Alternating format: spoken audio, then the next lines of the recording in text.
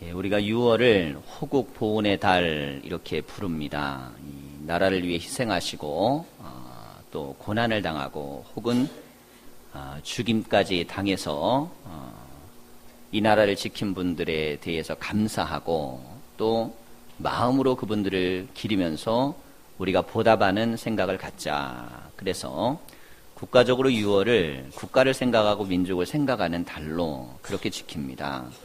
교회 절기에서는 있는 건 아니지만 그래도 오늘 우리가 특별히 6월이 현충일도 있고 또 한국전쟁의 경험도 있는 이 상황 속에서 이 나라와 민족의 현실 그리고 우리가 겪었던 이 6.25 이후에 한반도에 대한 이 상처, 이 모든 것들을 우리는 어떤 눈과 시각으로 봐야 하는가.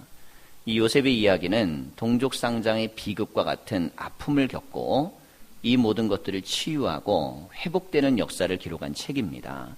오늘 말씀 속에서 우리가 진리를 캐고 하나님 은혜가 다 있기를 간절히 소망합니다. 전쟁 이후에 근 몇 년 동안은 우리나라의 통일 정책은 북진 정책이었습니다. 그래서 다시 힘을 모아 우리가 북으로 쳐들어가서 그 땅을 점령하자 이렇게 정책적으로 강하게 밀어붙였죠. 사실 그건 구호입니다. 6.25가 터졌을 때 가장 먼저 도망간 사람들은 대통령 이하 국무총리, 장관들 그리고 기업인들은 일본으로 넘어가서 재산을 다 도피시켰습니다. 자기들은 살겠다고 도망가고 젊은이들은 군대로 다 내몰아서 휴전협정이 3년 반 지나서야 세워지잖아요. 고지 하나를 점령하기 위해서 50만 명이 죽어나갑니다. 교착 상태에 있어갖고 전투를 치르는데 산 하나 올라갔다가 내려오면 죽어나가고 이 어마어마한 시련과 고통의 세월을 지내고 많은 이들이 죽어나갔어요. 그때 국가의 정상에 있었던 사람들은 자녀들을 다 뒤로 빼돌렸습니다.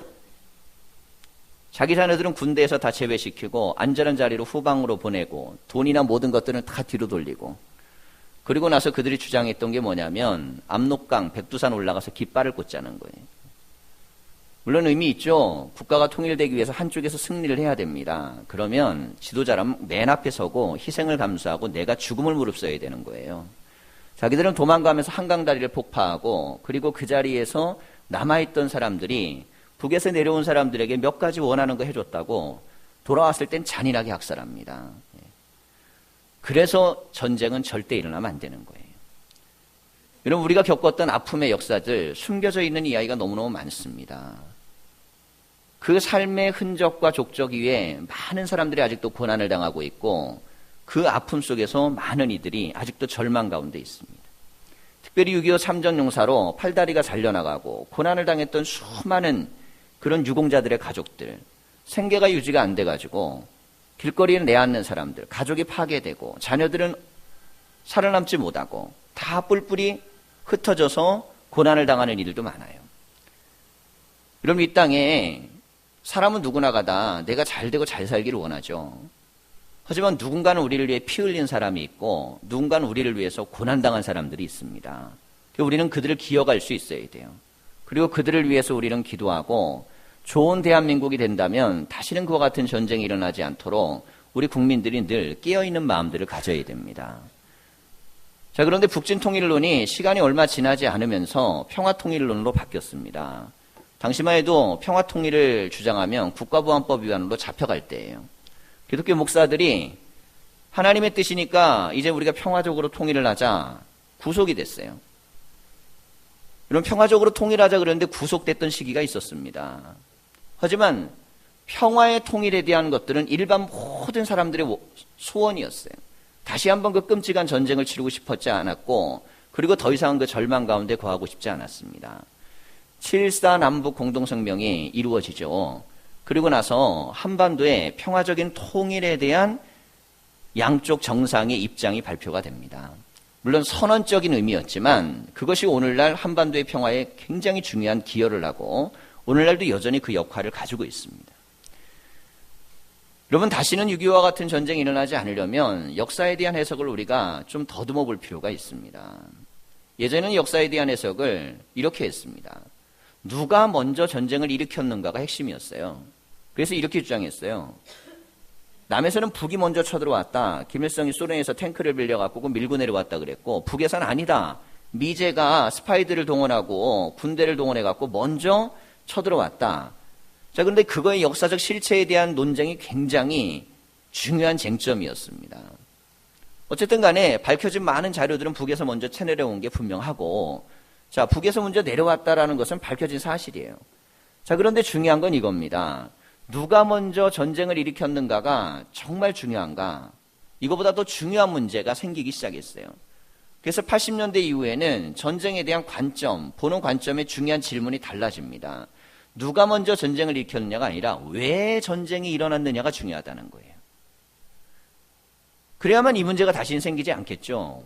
누가 전쟁을 일으킨 건 과거지만 왜 일어나는가의 문제는 앞으로도 생길 수 있는 문제이기 때문에 왜 전쟁이 일어났는가에 대한 부분을 살펴서 다시는 그런 전쟁이 일어나지 않아야 된다는 겁니다. 전쟁을 시작했던 그 주체, 그건 분명히 잘못된 것이지만 전쟁이 일어날 수밖에 없었던 요인 또한 우리가 관리를 제대로 하지 않으면 얼마든지 반복될 수 있는 겁니다. 자, 전쟁에 대한 요인에 대한 설명들은 대체로 일치합니다. 이게 이제 자유주의와 공산주의 진영 간의 양 대립의 이데올로기적 갈등 속에 한반도가 그것의 중심에 있었고 그것 때문에 전쟁이 터지게 됐죠. 결국 생각이 달라서 동족끼리 서로 죽이는 전쟁이 되고 말았습니다. 근데 이게 수십 년 흐르다 보니까요, 그 생각이 다른 가장 영향력 있는 나라들은 서로 화해를 하고 수교를 했어요. 여러분 아시는 것처럼 미국하고 소련은 전쟁을 치르지 않습니다. 그냥 한반도 땅에서 붙었을 뿐이지 자기네 자국에선 벌어지지 않아요. 그들은 나중에 시간이 지나면서 서로요, 연락도 하고 긴밀하게 하다가 나중에 수교도 하고 그리고 잘 지냅니다. 자, 중국하고 미국도 마찬가지죠. 예, 이젠 잘 지냅니다. 우리도 마찬가지, 우리도 중국하고 잘 지냅니다. 이런 공산주의에 이제 맹주로 남아있는 중국 다 잘 지냅니다. 생각이 달라도 얼마든지 비행기 타고 왔다 갔다 하고, 그리고 같이 만나서 정상들이 대화도 하고요. 그리고 얼마든지 학생들도 오고 가면서 학문을 익히고 교류하고 여러 가지 모든 것들을 합니다. 근데 문제는 우린 그걸 못합니다. 남과 북이 그걸 못하는 이유는 전쟁을 치렀기 때문이에요. 전쟁을 치렀다는 그 상처가 너무너무 커서 다른 나라는 다 갈 수 있는데 그 나라는 우리가 가지 못하고, 그리고 서로 오고 갈 수 있는 것들이 막혀 있죠. 자, 생각이 다른 이데올로기의 갈등이 전쟁을 일으켰습니다. 자, 두 번째는 무엇이냐면 전쟁을 통한 통일이 서로에게 얼마든지 유익이 된다는 오판이 있었어요. 전쟁을 통한 평화, 전쟁을 통한 자기들의 사상의 통일, 전쟁을 통해 갖고 좋은 세상이 올 거라고 믿었습니다. 그런데 여러분 3년 반을 거치면서 남북이 똑같이 깨달은 게 있습니다. 전쟁을 통해서는 절대 좋은 세상이 안 온다는 거예요. 전쟁을 통해서는 절대 좋은 세상이 안 옵니다. 분쟁과 싸움과 다툼을 통해서는 절대 좋은 세상이 오지 않습니다. 그걸 역사적으로 크게 깨달은 사건이 바로 6.25 전쟁이고, 아직까지는 해결되지 않았으나 우리에겐 그건 중요한 경험입니다. 오늘 말씀에 보면 요셉이 이집트의 노예로 끌려왔습니다. 여러분 왜 끌려왔습니까? 형제들 간의 이 동족이잖아요. 피부치 아닙니까? 증오와 미움과 죽이고 싶은 감정 때문에 나타난 결과입니다. 혹자들은 몇 명을 요셉을 죽이자 그랬어요. 큰형이 살려줍니다. 죽이지는 말자. 넷째가 이거 괜히 핍박했는 거 아버지한테 알리면 안 되니까 우리가 그냥 팔아버리자. 형제를 돈 받고 팔아버려요. 인신매매를 해버립니다. 여러분 이것만큼 비참한 일이 어디 있겠어요? 남이라도 용서할 수 없는데 여러분 동기간에 이게 용납이 되겠습니까? 용서가 되겠어요? 십수년이 흘렀습니다. 요셉은 우여곡절 후에 거기에서 고난을 당하고 또 수많은 어려움을 당하고, 그러면서도 하나님이 함께 하셔서 승승장구해서 이집트의 총리가 되었어요. 자, 총리가 된 후에 7년의 기근이 들었을 때 가나안 땅에서 형들이 곡식을 사러 찾아옵니다. 그때 형들의 마음이 어떻게 변했는지 요셉이 여러 가지로 떠보았어요. 보았더니만 과거에 대한 후회를 하고 있는 거예요. 야, 그거 우리가 실수한 거구나. 잘못한 거구나. 형제에게 이렇게 하는 건 아니었구나. 이건 내 잘못이구나 반성을 하고 있었습니다. 형들의 마음을 확인한 요셉은 자기 안에 분노가 왜 없었겠습니까? 여러분, 게 쉽게 가시는 게 아니잖아요. 살다 보면 원한이 맺힌 게 쉽게 가십니까? 해결됩니까? 마음속으로 내가 풀어야 하지 않는데 얼굴만 보면 여러분, 사람이요, 그게 감정이라는 게 그렇게 가시는 게 아닙니다. 그 분이 다시 한번 일어나고 그 옛날의 기억이 다시 한번 떠오르고 참을 수 없는 마음이 안에서부터 밖으로 일어나는 게 보통의 인간이에요. 그걸 정상적인 인간이라고 하는 겁니다. 정상적인 인간은 다 그렇게 살아갑니다. 근데 요셉은 아주 평범하고 정상적인 인간이 넘지 못하는 선, 그걸 뛰어넘었어요. 형제들이 찾아왔을 때 요셉이 그들을 부둥켜 안고 이렇게 얘기합니다.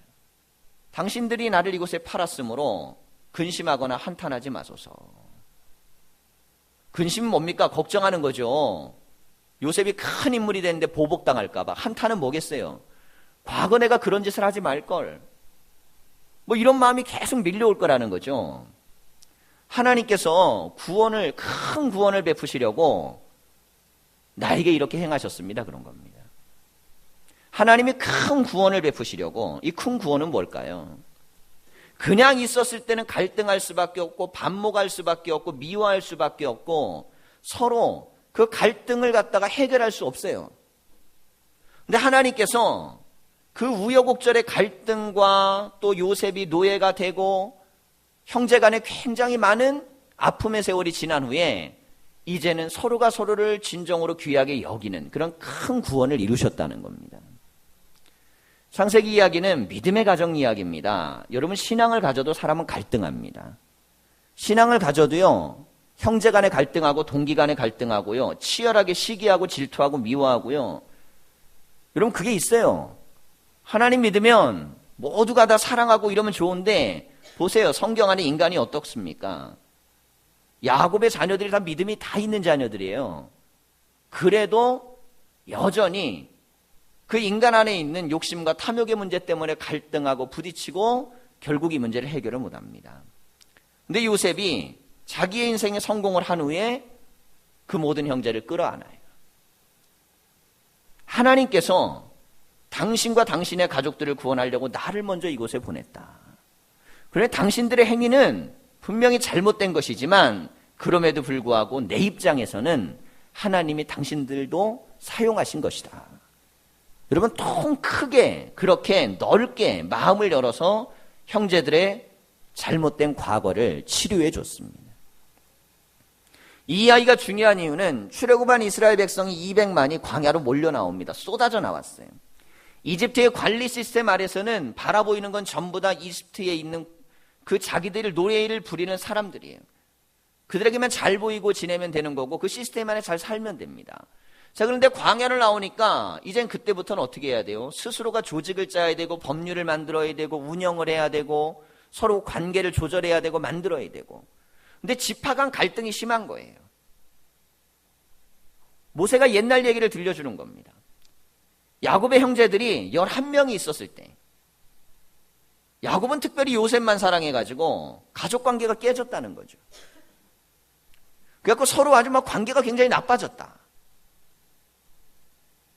그럼에도 불구하고 하나님께서는 요셉의 시련과 고난을 통해서 서로가 회복되고 사랑할 수 있도록 만드셨다는 거예요. 그러니 우리가 지파 공동체를 어떻게 이끌어야겠는가? 서로가 합력해서 선을 이루고 가나안을 향해 가야 된다. 여러분, 우리의 미래는 마음을 모으고 힘을 모으고 뜻을 모아야 열리는 겁니다. 적개심이나 적대감이나 미움을 정당화해서는 절대 미래가 열리지 않습니다. 이거는 기독교 정신이 아니에요. 여러분, 성경의 원리를 갖고 예수님을 믿으려면 내 안에 사람에 대한 분노를 정당화하는 죄를 짓지 말아야 됩니다. 그 죄를 지으면 예수님을 믿는 게 아닙니다. 예수님은 죄된 인간을 위해 대신 죽으셨다고 믿잖아요. 그걸 정말 믿으면, 그게 정말 믿어지면 내가 설령 사람을 용서하지 못하는 마음이 있다 할지라도 용서해야 되는 게 정상임은 알고 살아야 돼요. 여러분, 우리가 사람이 나한테 지은 죄가 더 많겠습니까? 내가 하나님께 지은 죄가 많겠습니까? 내가 평생 살아오면서 하나님한테 지은 죄는 구원받을 수 없는 어마어마한 죄들을 짓고 살아갑니다. 그래도 예수님은 그 모든 죄를 짊어지시고 우리를 용서하시는 화해의 하나님의 사도가 되신 거예요. 하나님의 아들로 이 땅에 오셔서 우리의 모든 걸 걸머지셨습니다. 그 예수님을 우리가 믿는다면, 우리가 그 믿음이 있다면 인간에 대한 관계나 사람을 바라보는 눈도 당연히 그렇게 돼야 됩니다. 그게 될 때 그걸 가지고 변화된 성도라고 표현할 수 있습니다.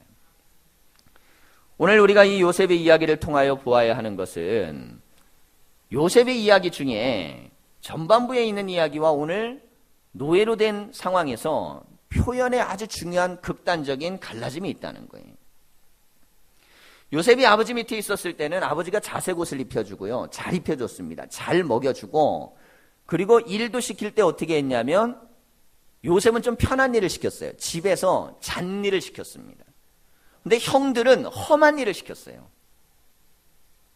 근데 집에서도요, 가만히 보세요. 형제가 있어도 항상 물이 위에서 흐르는 거라고. 첫째가 뭐 시키면 둘째가 받고, 둘째가 뭐 시키면 셋째가 받고. 막내는 가장 어렵고 힘든 일 흘럭흘럭하게 가는 게 정상이거든요.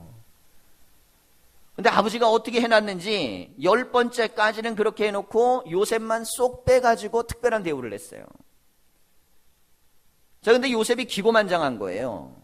형들이 잘못하면 아버지한테 고자질하고, 고자질하면 아버지는 그거 갖고 또 혼내키고, 그 형제들은 아버지도 믿고 누구도 미워요? 요셉도 미운 거예요. 얼마나 미웠냐면 죽이고 싶을 정도로 미웠어요. 근데 죽이고 싶은 이유가 결정적으로 생긴 게 뭐냐면 바로 꿈 이야기입니다.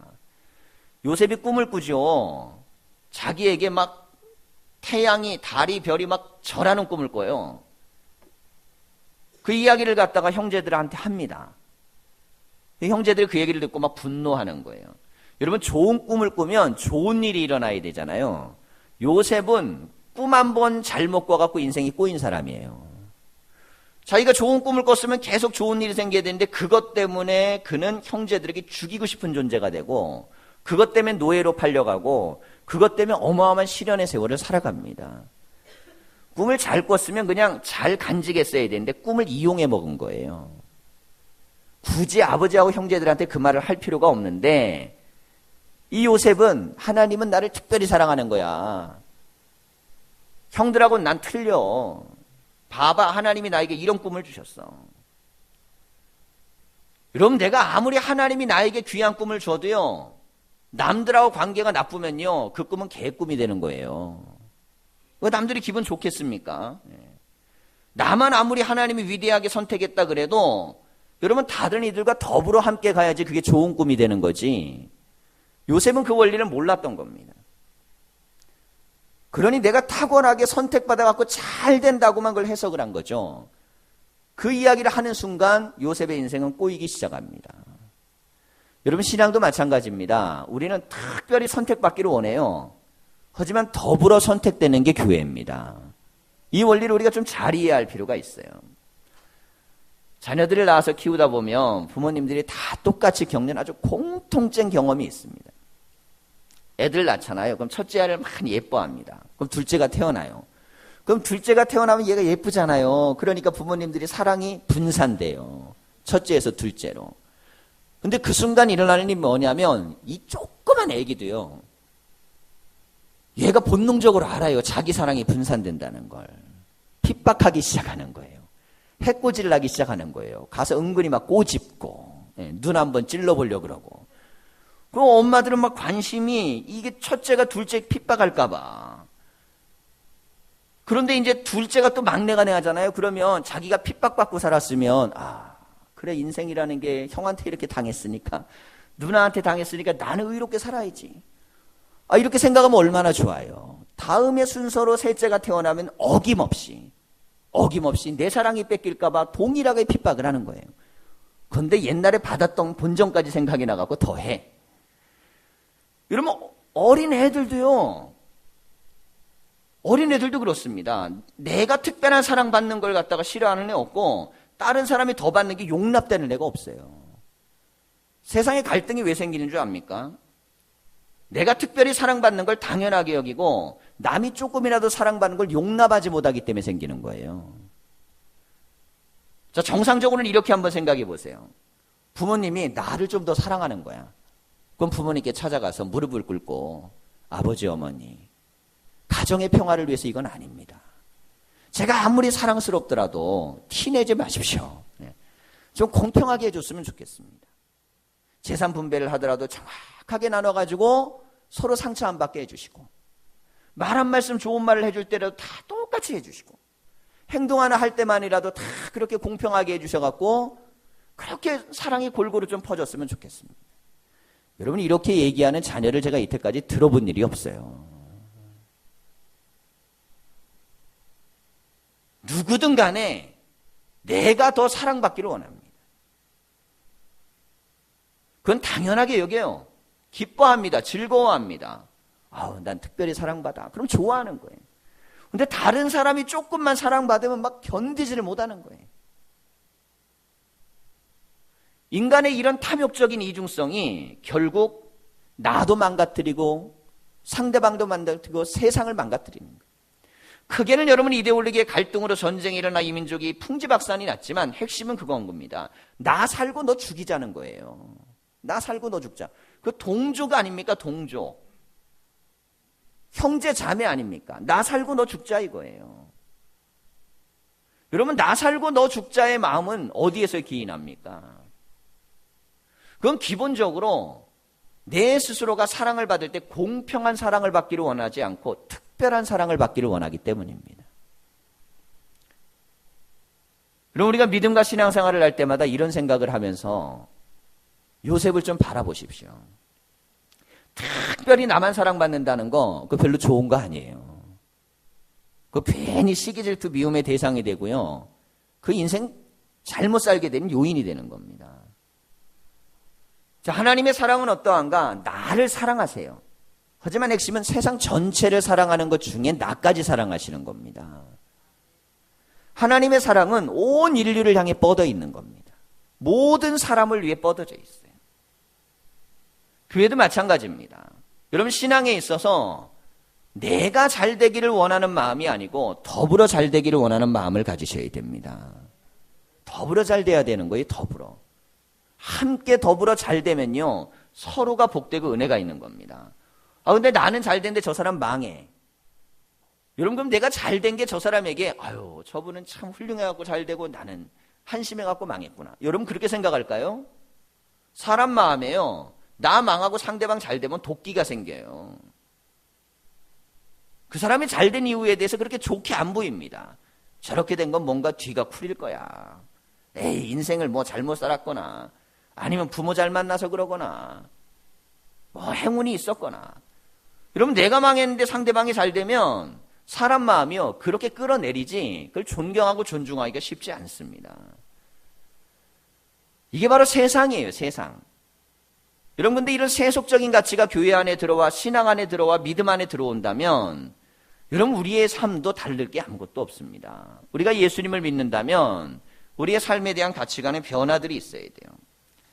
자, 꿈을 꾸고 그 꿈에 대한 해석을 한 것 때문에 고난을 당하지만 노예로 팔려온 이후에 아주 중요한 대목 여호와께서 함께 하셔서 요셉이 형통한 자가 되었더라 그랬습니다. 그럼 왜 아버지하고 있었을 때는 그 표현이 없었을까요? 잘 먹고 잘 입고 잘 살고 대우 잘 받을 때는 하나님은 관망자셨던 거예요. 요셉은 그냥 아버지가 잘해주기만 하면 얼마든지 살 수 있는 존재였습니다. 근데 이제 아버지를 잃고 고향을 잃고 모든 걸 다 잃었어요. 그리고 나서 노예가 됐어요. 여러분 막 밧줄에 묶여서 짐승처럼 질질 끌려오는 겁니다. 형들이 날 죽이려고 했던 그 막 공포가 사라지질 않는 거예요. 이 정신적인 스트레스와 심리적인 불안과 어마어마한 압박이 막 두려움을 가지고 노예시장에 갔는데 머리끝에서 발끝까지 사람들이 와서 막 만지는 거예요. 그러면서 가격을 메우는 거예요. 여러분 내가 어느 한순간 내 미래에 아무런 희망을 가질 수 없을 만큼 요셉은 가장 밑바닥 그게 바로 노예로 팔려가는 그 자리입니다. 인간으로서의 가치가 없어요. 사람으로서의 귀함이 존재하지 않는 겁니다. 얼마나 기도를 열심히 했겠어요. 여러분 믿음이 있는 사람은 고난이 닥치면 기도하거든요. 학생들도요 평상시에는 기도 열심히 안 해도 시험 문제 딱 앞에 있으면 볼펜 굴리면서도 기도한다니까요. 주님 맞게 해주십시오. 이렇게. 믿음 생활 열심히 안 하다가도 군대 훈련소만 딱 들어가면 믿음이 굉장히 좋아져요. 그럼 이제 편지가 와요. 앞으로 신앙생활 열심히 하고 제가 하나님 뜻대로 살고 부모님 말씀을 잘 듣겠습니다. 그런데 이제 제대하고 나면 한 몇 달 지나면은 그 기억을 잃어버려요. 왜 그러면 그 고난이 사라지고 나니까 고난 가운데 하나님을 붙들던 그 경험이 사라져버리는 거예요. 믿음이 약해도 사람 병들면 기도하게 된다니까요. 그래서 언제 기도하느냐? 건강진단 받으러 갈 때. 우리 어르신들은요, 건강진단 받으러 갈 때 기도하고 들어가요. 이미 내 몸 안에 뭔가 문제가 있을 수도 있잖아요. 그래도 주여 아무 일 없게 해주십시오. 그렇게 하고 들어간다니까요. 고난의 문제가 있고 절망의 문제가 있으면 그 순간 사람은요 간절해집니다. 간절해져요. 그리고 약속을 해요. 막 하나님 앞에 주님 이것만 해결해 주시고 이렇게만 안 되게 해주시고 이렇게만 도와주시면 앞으로 제가 하나님 앞에 잘 하겠다고. 아유 그대로만 하면은 그냥 우리 교회가 그냥 꽉 찰 텐데. 근데 문제는 그 고난이 지나고 나면 기억이 안 나는 거예요. 기억이. 왜냐면 그 느낌이 안 드는 거예요. 여러분 사람이요 고난을 당하면 기도합니다. 막 어려움이 있을 땐 간절히 부르짖고 하나님께 막 별하별 얘기를 다 해요. 요셉도 고난의 어려움에 닥쳤을 때 그렇게 기도하고 하나님을 찾았습니다. 그런다고 여러분 노예가 자유인이 된 게 아닙니다. 그런데 하나님께서 이 요셉과 함께하기 시작하셨어요. 그랬더니 형통한 자가 되었다라 그랬습니다. 노예 생활이 얼마나 힘들겠습니까? 가자마자 선임들한테 끌려가고 구타를 당하는 거예요. 막 욕설을 듣는 거예요. 노예들이 쓰는 용어들이 있거든요. 막 욕을 하고 구타를 하고 뒤에 데려서 모욕을 주고 가장 험하고 더러운 일, 추한 일들은 다 밑바닥에서 해야 되고 그런데 요셉은 그걸 다 해내는 거예요. 그러면서 어떤 생각을 했을까요? 자기 때문에 무시당했던 형들을 생각하게 되는 겁니다. 아, 무시당한다는 게 이런 거구나. 천하게 대함을 받는다는 게 이런 고통이구나. 인간 이하의 대접을 받는다는 게 이런 정말 고통스러운 일이구나. 자기가 형들을 잘못됐다고 막 고자질하고 그럴 때는 몰랐어요. 형들은 천한 일을 하고 고생하는 일을 할 때 몰랐어요.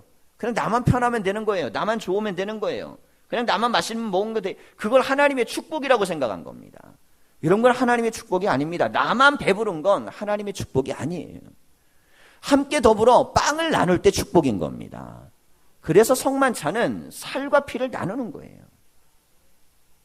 남의 걸 더 많이 뺏어갖고 축복이 아니에요. 내 거 가지고 있는 걸 나눌 때 그게 복이 되는 겁니다. 요셉이 이 원리를 알았죠. 그리고 나서 열심히 살아냅니다. 성실하게 일을 해요. 승승장구해가지고 요셉이 그 보디발의 집에 모든 재무와 사무관리를 맡는 자리까지 올라갑니다. 그 과정을 여호와께서 함께 하셨더니 형통하였더라 그랬습니다. 여러분 하지만 여기에서 우리가 한번 질문을 해봐야 돼요. 그럼에도 불구하고 요셉은 아버지 집에 있기를 원했겠어요? 노예 신분에서 여기서 높은 자리를 차지하고 이 자리에 계속 있기를 원했겠습니까? 여러분 그래도 편안하게 자유를 가지고 사는 자유인이 난 겁니다. 아주 철저한 직업정신을 갖고 있는 군인들 빼놓고 의무적으로 군대 가는 분들은요 소원이 뭐냐면 제대하는 거예요. 제대하는 거. 근데 이게 병장 정도 되면 어떻게 되냐면 군생활이 굉장히 편해집니다. 다 해줘요. 후임들이 도와주고 다. 요즘 좀 많이 달라졌지만 예전에는. 그러니 정말 신의 아들, 하나님의 아들처럼 귀하게 대접받으면서 군생활이 편해지거든요. 근데 그들의 유일한 소망은 뭔지 아세요? 제대하는 거예요. 어쨌든 간에 아무리 내가 편하고 높은 자리에 올라가고요. 그렇게 돼도 구조 안에 갇혀가지고 그 안에서 명령과 억압과 질서 속에 있는 건 편한 건 아닙니다.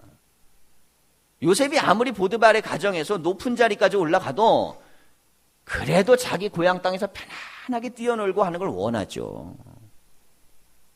여러분 그런데 고향 땅에 있었을 때는 하나님이 함께 하셨다는 말씀이 없어요.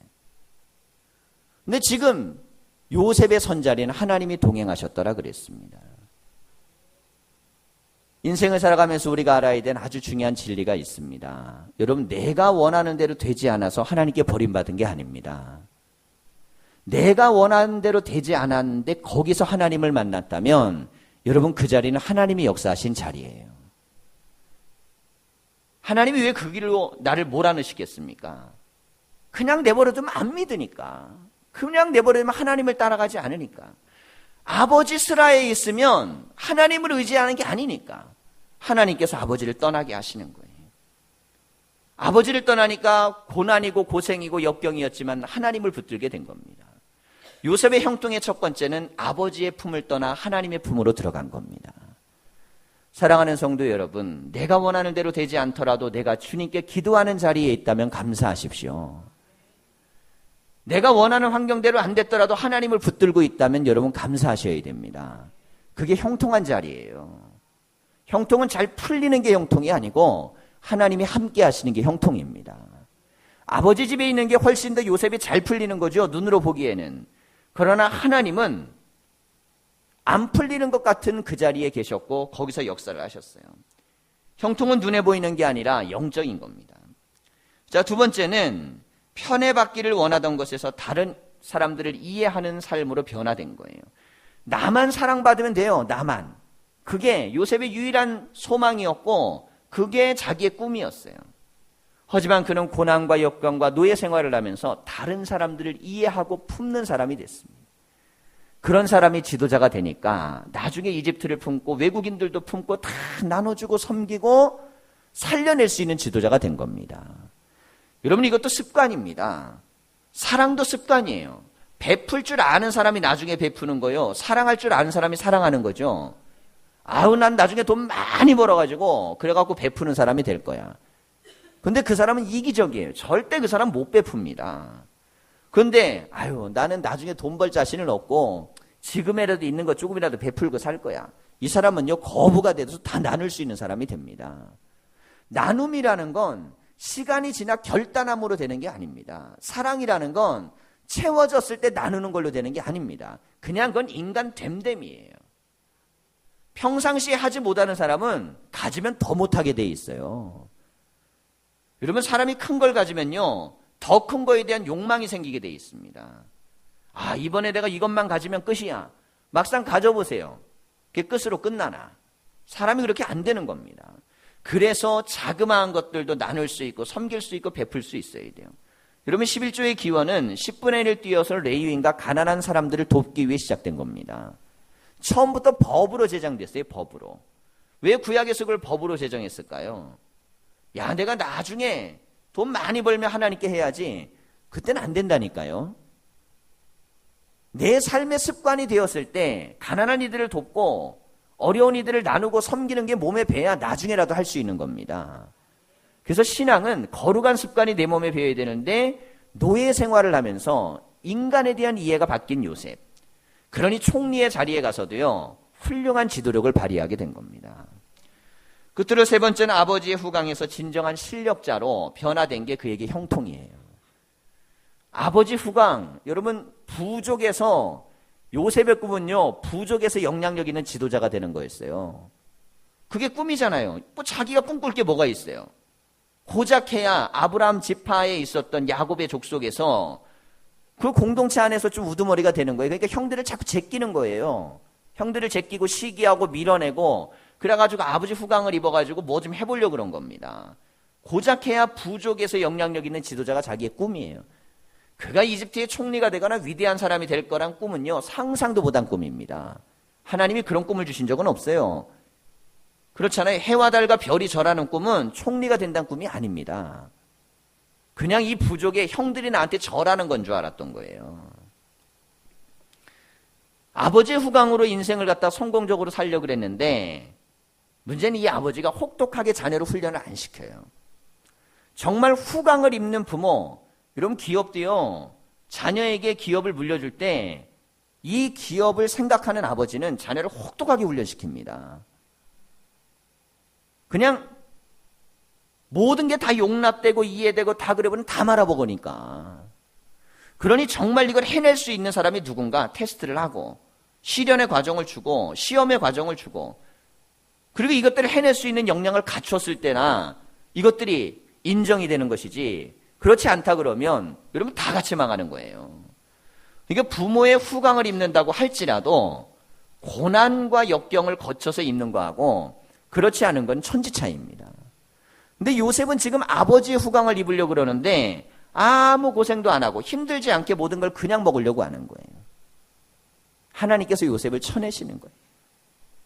그는 밑바닥부터 인생을 다시 삽니다. 노예의 상황에서 하나하나 올라가는 동안 자기가 하나하나 배우고 익히고 노력하고 수고하고 애쓰는 걸 통해서 아버지의 후광이 아니고 이제는 하나님의 은혜 가운데 자기 실력을 키우는 겁니다.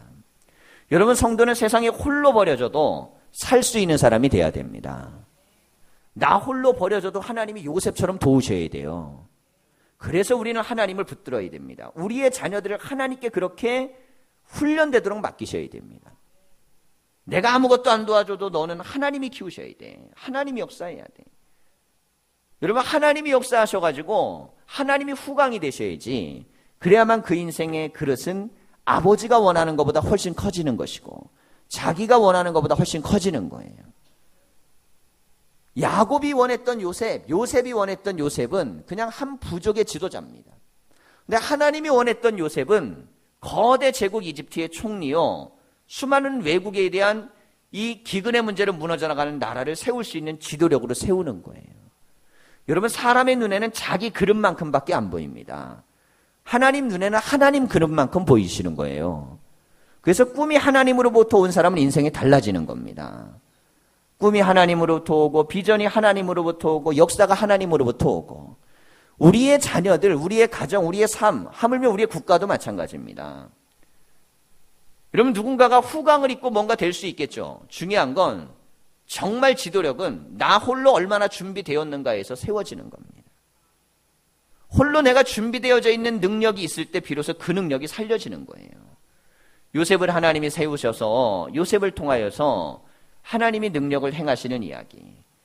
자, 이렇게 이제 요셉이 총리가 된 후에 형제들을 만나서 어떻게 합니까? 과거에 대한 모든 상처를 이렇게 해석해 주었어요. 형들이 날 죽이려고 했고 팔아먹었어도 염려하지 마라. 나 잘 되게 해가지고 그래서 결국 형제들까지 살리게 하시려는 하나님의 뜻이다. 여러분 남과 북의 통일에 대한 이야기도 이것처럼 축소해서 볼 수 있습니다. 갈등을 했어요. 서로 죽이고 살리고 했던 전쟁을 치렀고 어마어마한 분노와 적개심을 갖고 우리가 오랜 세월 동안 살아왔습니다. 한쪽은 건실하게 경제가 성장했고 한쪽은 굉장히 경제가 무너져가지고 이제는 기근을 견뎌낼 수 없어요. 여러분 어떻게 해야 될까요?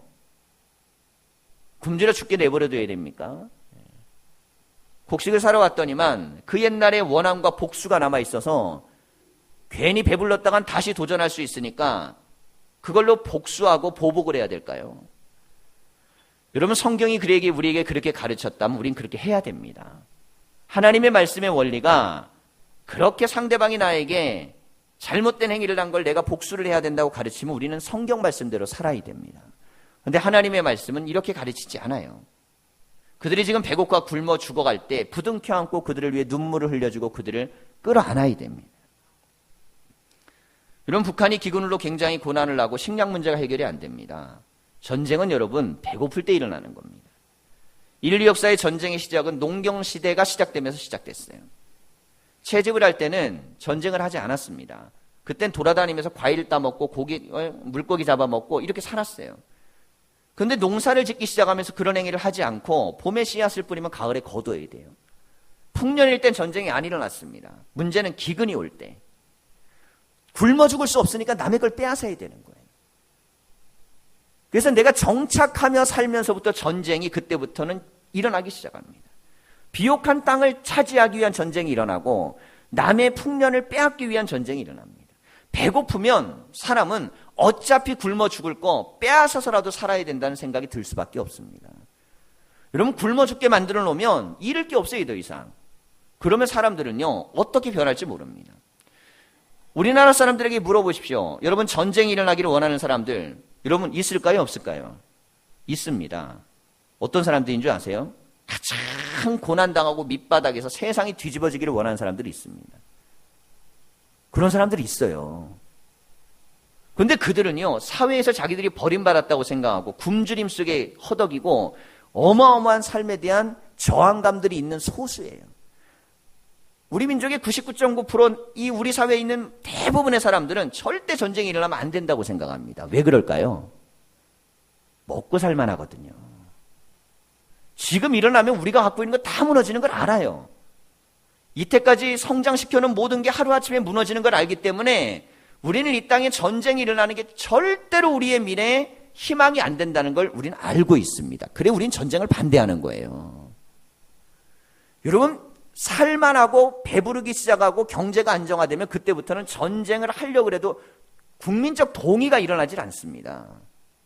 그런데 다 같이 배고프고요. 어차피 사나 죽으나, 예? 여기서 굶어 죽으나 저기를 쳐들어가나, 여러분 그때 일어나는 게 전쟁이에요. 예전에는 사상의 전쟁이었지만 여러분 오늘날 모든 것들은 어떻습니까? 다 먹고 사는 문제입니다. 우리가 살아가는 이 땅에서 여러분 정말 통일이 되는 이유 여러 가지가 있죠. 하지만 전쟁이 일어나지 말아야 되기 때문에 지금 상태는 얼마든지 이 땅에 다시금 6.25와 같은 전쟁이 일어날 수 있습니다. 여러분 북한에서는 미사일 몇 개만 쏴갖고 우리 원자력 발전소 많거든요. 몇 군데만 쏘아대면요. 여러분 남한 사회는 그냥 무너집니다.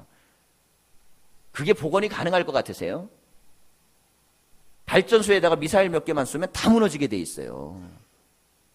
그쪽은 우리보다 허름하기 때문에 뭐 무너질 것도 별로 없어요.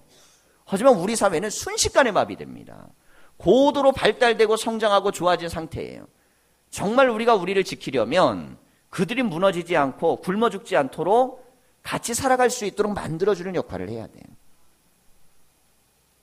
같은 동족이고 같은 피를 나눴고 그리고 함께 더불어 살기 위해서 이 땅에 하나님이 보내신 동족입니다. 상처와 아픔, 절망, 그들에 대한 미움과 적개심이라는 건 쉽게 가시는 게 아닙니다. 특별히 6.25를 겪었던 분들은 더더욱 그렇겠죠. 하지만 분명한 건 뭐냐면 성경은 우리에게 그럼에도 불구하고 과거의 상처를 큰 사람이 보듬어야 된다는 거예요. 먹고 살만한 사람이 보듬어야 되고요. 한 자리 차지한 사람이 보듬어야 되는 겁니다. 우리 경제가 이제 올라온 만큼 올라왔고 우리가 세계적으로 나름대로 영향력 있는 자리까지 올라왔기 때문에 우리는 크게 품고 넓게 가야 됩니다. 그래서 함께 더불어 생활할 때 정말 이 나라를 지키기 위해서 돌아가셨던 분이 원하는 게 뭘까요? 한 번 더 복수해 주기를 원하겠어요? 나 총 맞아 죽었으니까 후손들이요 복수를 해라. 이걸 원하겠습니까? 아닙니다. 그들이 정말 죽음을 무릅쓰고 지키려고 했던 이 나라와 이 역사, 이젠 서로 화해하고 그리고 정말 좋은 나라를 향해 가는 그 나라를 원할 거예요. 여러분, 우리는 신앙과 믿음 위에 굳건히 서야 됩니다. 우리나라의 체제와 구조를 지키기 위한 분명한 생각들을 갖고 있어야 돼요. 그게 흔들려야 된다는 얘기를 하는 게 아닙니다. 하지만 분명한 건 뭐냐면 넓은 마음으로 품는 마음을 요셉처럼 가질 때 그게 정말 이것이 우리가 조국을 위해 싸웠던 이들을 위해서 보답하는 길이에요. 여러분, 그러니까 이런 거죠. 우리가 이 6월을 생각할 때 6월을 어떻게 바라보아야 되는가? 과거의 상처 중심이 아니고 미래를 향한 희망 중심으로 봐야 됩니다. 요셉처럼 우리가 역사를 해석하고 바라보고 국가를 위해 기도하고 늘 기도하십시오. 그래서 이 땅이 평화적으로 안착되고 전쟁을 거치지 않고 정말 동포가 서로가 함께 할 수 있는 그날, 이게 성도들에게 주어진 중요한 과제입니다. 이렇게 서로가 더불어 잘 살기를 원하는 게 하나님 뜻이에요. 여러분, 나만 배부르고 잘 먹고 잘 사는 걸 원하는 기독교는 성경의 근원을 두고 있지 않습니다. 우리는 더불어, 이웃과 더불어, 세상과 더불어, 국가와 더불어, 모든 이들과 더불어 함께 평화롭고 공존하고 잘 살 수 있는 대한민국을 만들어야 돼요. 그런 기도와 믿음들을 다 붙들 수 있기를 간절히 축원합니다. 기도하겠습니다.